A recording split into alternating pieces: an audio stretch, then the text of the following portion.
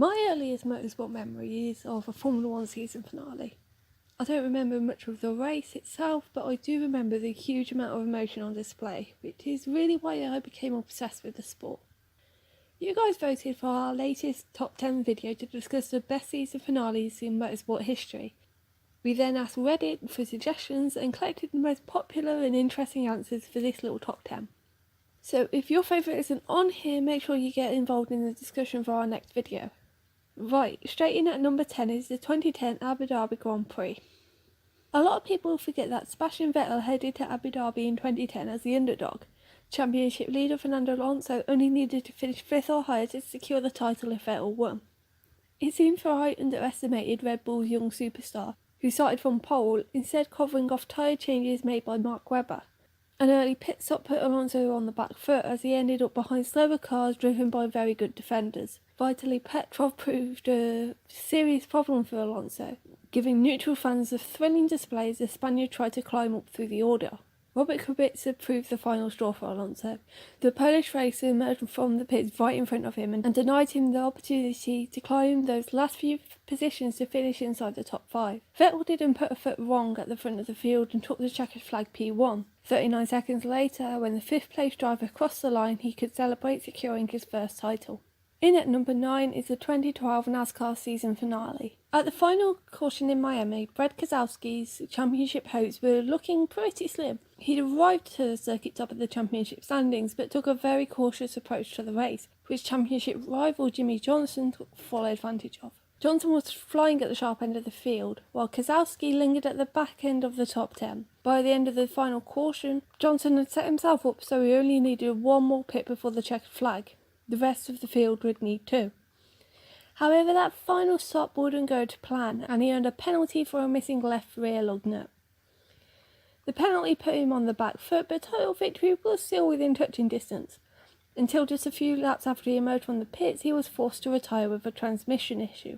With his next closest rival 52 points behind at the start of the race, Keselowski secured the title 24 laps before the checkered flag. At number 8, the 2016 London E-Prix. This race probably wins the award for the most bizarre season finale on this list. I remember saying at the start of the race, wouldn't it be weird if Bremy and Degrassi crashed out? Lo and behold, neither made it to the first corner of the opening lap. With Sebastian Bremy securing pole for the final race of Formula E's second season, he and Lucas Degrassi were level on points. Whoever finished ahead in the race would win the championship. Bremy's teammate Nico Prost started alongside him, with Degrassi starting third. Degrassi ran into the back of Bremy on the approach at the first corner, and both were sent off into the limited runoff area with serious damage to their cars. Both later went to the stewards, and according to Bremy, Degrassi accused him of brake testing him, though that more than likely wasn't the case. As the rest of the field sped past, the championship contenders hobbled back to the pits, where they swiftly swapped cars. Both drivers had 2 cars at this point, and set about trying to set the fastest lap. Fastest lap earned a driver 2 points at the time, and whoever set the fastest lap would win the championship. Over the course of the next 55 minutes or so, as Nico Prost was unchallenged at the front of the field, Bremy and Degrassi dived in and out of the pits as they tried to find a clear air to set their fastest laps. Both made numerous attempts, but it was ultimately Bremy who came out on top, 0.483 seconds faster than Degrassi, making him Formula E's second ever champion. Number 7, 2009 World Superbike season finale. At one point during the season, Moriyuki Haga's 88 point lead must have made him look invincible, but rookie Ben Spies rose to the challenge, cutting that lead to 10 points by the start of the final round.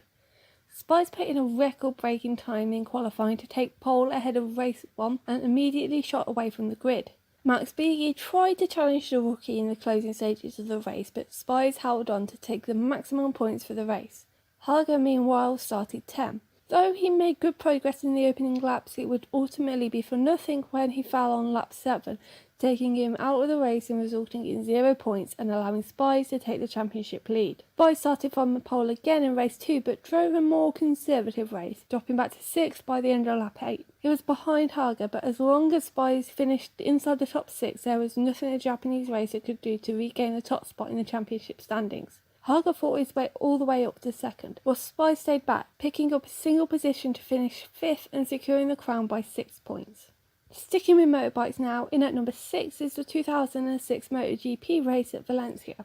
The 2006 MotoGP season came down to the experienced veteran Valentino Rossi and up-and-coming superstar Nicky Hayden. Rossi should have had the championship in the bag. He arrived in Valencia 8 points ahead of Hayden and started the season finale on pole. But the Italian made a poor getaway, dropping back to 7th on the opening lap while Hayden climbed up to 3rd. Pushing to make up positions, Rossi's seconds disaster came when his front wheel lost traction and he fell. He was able to get back up and restart, but the accident put him 20th and outside the points. He climbed back up to 13th, but Rossi's only hope was for Hayden to suffer a similar accident. Hayden didn't put a foot wrong, crossing the line 3rd to secure the title. Also of interest, Troy Bayliss took his maiden MotoGP victory in Valencia. Bayliss was making his MotoGP return as a stand-in for Sally Gibberno and had earlier that month won the World Superbike title. Back to Formula 1 for number 5, the 1976 Japanese Grand Prix. I may have said this before, but I love Rush.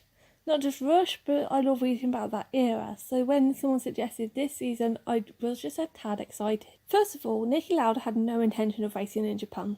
He was almost certain he would clinch the title in the US the race before, and had made other plans for that weekend, namely surgery to repair some scarring post-Nürburgring. But Lauda hadn't secured the title. He arrived in Japan just 3 points ahead of James Hunt, and with 9 points on the line, the championship was still wide open. Lauda retired after just 2 laps, saying he would not risk his life in the rain, which is fair enough. Hunt meanwhile took the race lead from the off and continued at the sharp end of the field, but he was on wet tyres and the track was drying quickly. The team didn't call him in, not until one of his tyres began to deflate and they didn't have a choice. Hunt was not best pleased and he came out back in 5th, though the pit bull told him he was 6th. Needing to finish 4th to secure the title, Hunt pushed hard, eventually crossing the line 3rd, though he thought he was only 5th when he climbed out the car. At number 4, the 2007 Brazilian Grand Prix. If you ever feel like you're having a bad morning, remember Lewis Hamilton's maiden Brazilian GP. Despite being a rookie and having a teammate who would do anything to stay ahead, Hamilton had managed to build 4-point advantage over Fernando Alonso and 7 points over Kimi Räikkönen. Then on lap 1, a poor start dropped him from 2nd to 4th before an off-road trip dropped him to 8th. He tried to retaliate, but on lap 8 his McLaren suddenly slowed. For 40 seconds, cars flew past him. By the time Hamilton had started again, he was P18. Hamilton tried a valiant recovery but could only make up to P7 before the checkered flag. Meanwhile, the Ferraris dominated the show at the front of the field, with Räikkönen passing teammate Massa in the pits to take the race lead and eventually win. It put him a single point ahead of Hamilton and gave him the title. Kimi is still the last driver to be a Ferrari world champion. Number 3, and I promise not all the remaining races are F1, is the 2012 Brazilian Grand Prix. The Brazilian Grand Prix had everything. Changing weather, title rivals battling their way up through the field, crashes, spins, Bruno Senna. Fernando Alonso was pretty much the star of the show, making daring moves to climb up through the order, including passing Massa and Webber at the same time as they battled through the Senna S's. His championship challenge was held when Sebastian Vettel collided with Bruno Senna, then spun into Sergio Perez. Remarkably, he was able to continue, though he dropped down the order. As the changing weather called for changing tyres, Vettel was delayed further late in the race when his pit crew weren't ready for him as he dived into the pits for wet weather tyres. But he was still able to make a stunning recovery to climb up to 6th, enough to deny the second place Alonso the title once again.